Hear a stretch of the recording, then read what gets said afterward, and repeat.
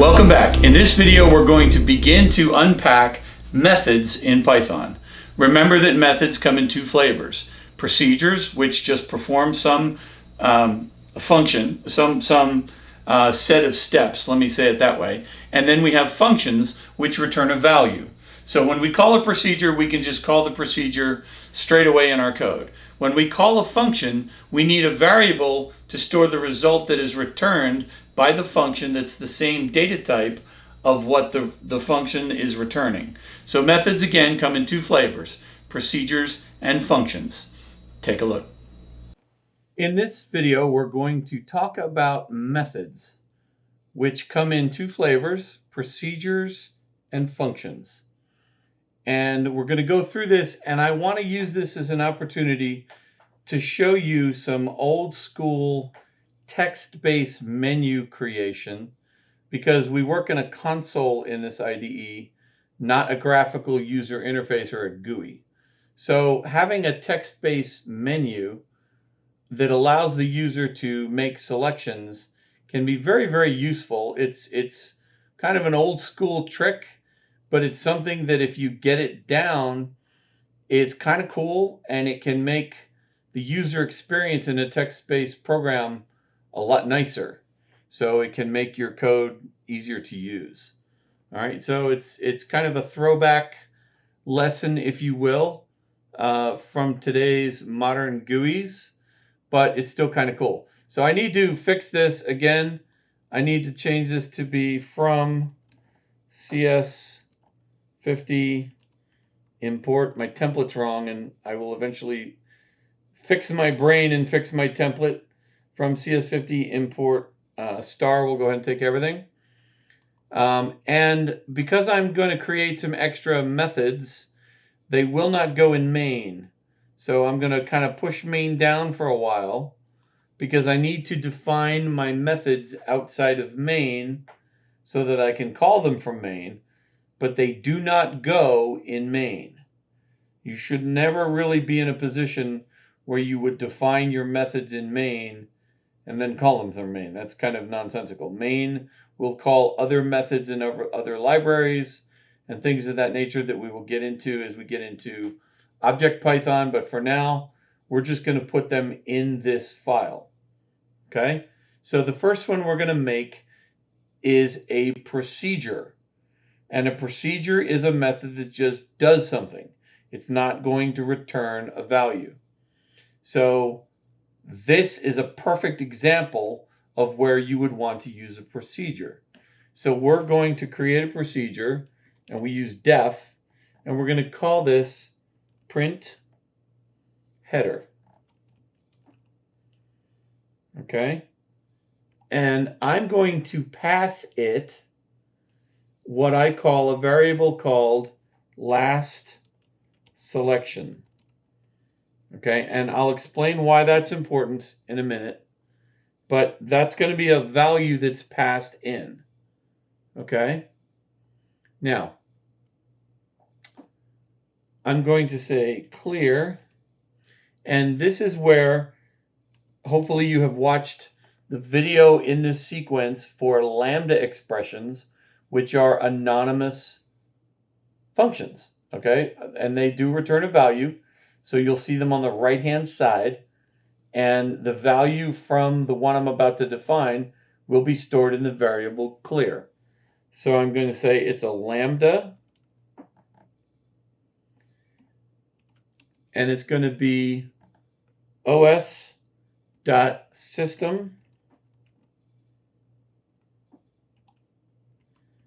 clear. Okay?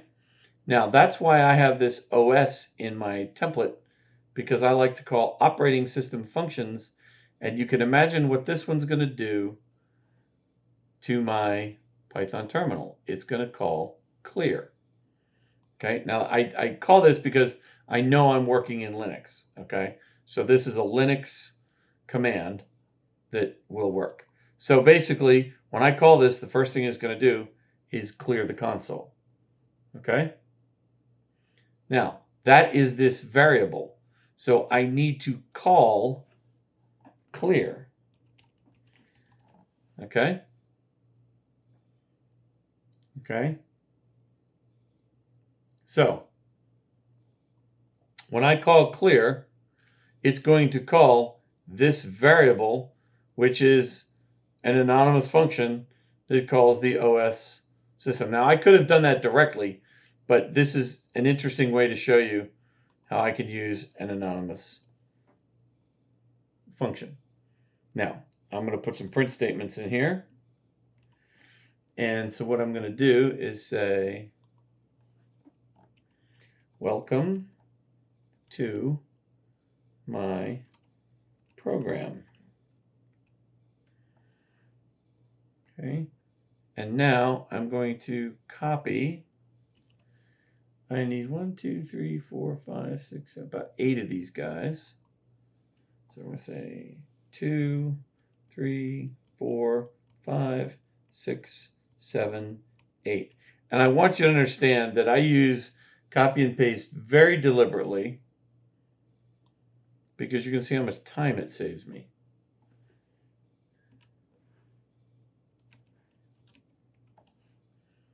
Print some lines. Then we're going to say last selection was, let's just use little was. And now you're going to see why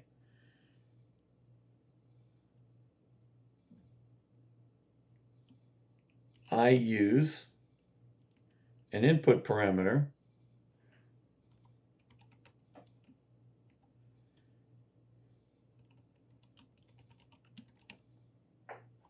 up here, because I'm going to feed that back to the user so that we can see what the last selection was, okay?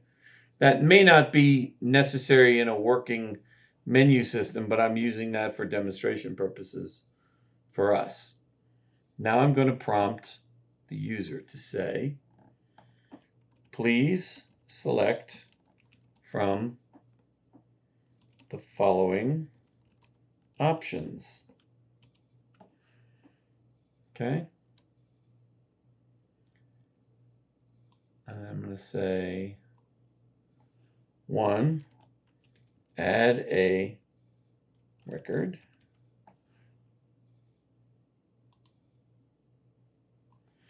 2, edit a record.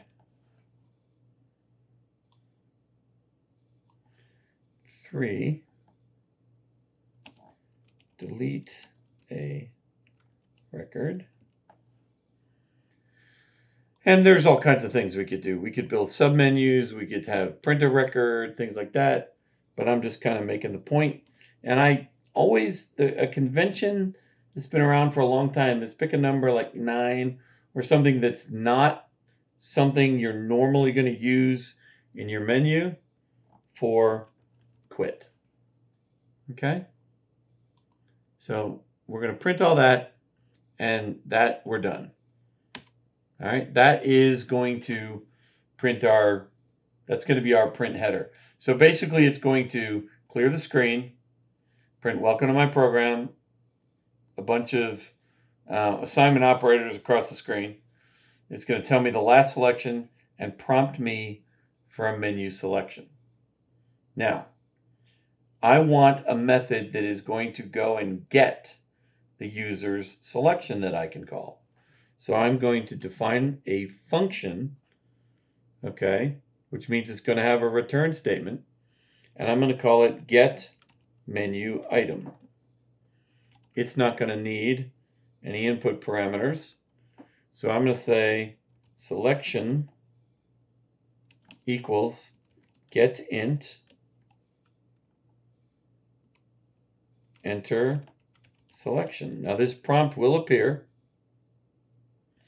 I always give a space so that there's breathing room where the person starts typing. So it doesn't look like they're typing right on top of that colon. Okay, that's just kind of sloppy to have it right up against it. And I am going to return selection. Okay, so this is a function because it has a return statement. It's going to send me back what the integer they typed in from this selection. Okay?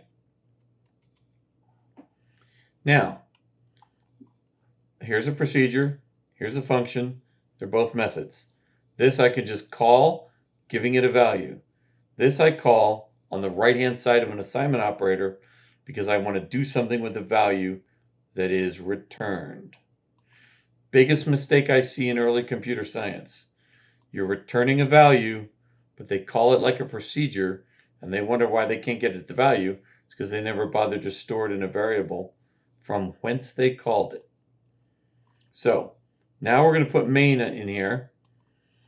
All right, and for main, we're going to say, we're going to start off with last selection equals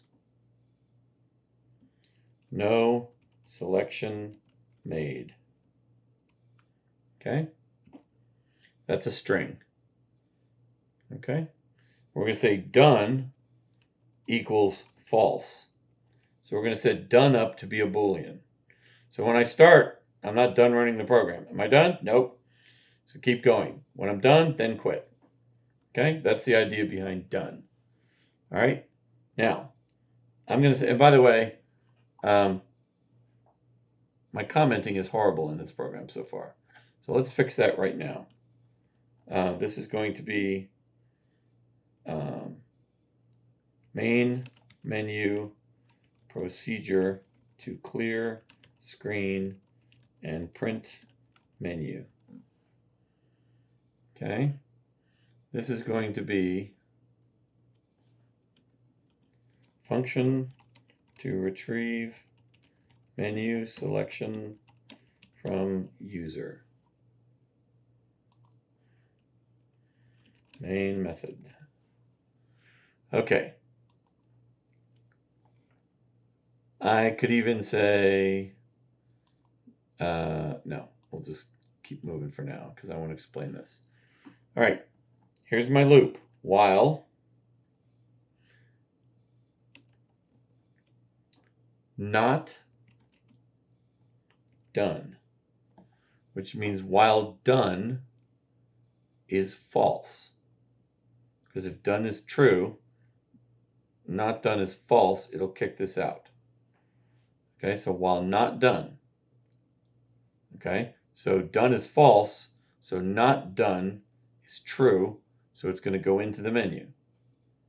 Okay, when I hit 9, I'm going to set done to true, and not done will make this false, so it'll kick it out of the loop. And it's easier to read because I'm saying, while I'm not done, do this. Okay, colon. All right, what do I do in the loop? Well, the first thing I do is I say print header with last selection. So the first thing it's going to do is print the menu. It's going to clear the screen and print the menu. And it's going to say no selection made because it just started. Okay. Now I'm going to store the value choice equals get menu item. Right? Because I want to get the menu item and store it in choice. Now I can make decisions based on what the user picked. So I'm going to say here is where I make program execution decisions based on user input. Okay? The user made a menu selection. All right? So here's where I tell it what to do. All right? Now, to save time for this video, I'm going to copy the rest of this code in because it's just a bunch of if-elifs, and we've seen those before. So if choice is 1, I'm going to set last selection to menu item 1 is selected. Else, if it's 2, menu item 2. Else, if it's 3, do that. If it's 9, exit is selected. Done becomes true, and it'll quit. Anything else it's going to say invalid entry. And when I'm all done, I'm going to say while loop menu is complete, which basically means we're out of here. We're done. Okay? So that is a procedure. That's a function. We're calling them together inside a loop, and then we're making a decision based on that as to whether we stay in the loop or not. Okay? So let's save this. Go over here, and we're going to say Python methods.py. And let's see how many typos I have. Okay, welcome to my program. Last selection was no selection made. Okay, right now I know I need a colon. There should be a colon. In fact, I'm just going to go put that in. Last section was, there is a colon there.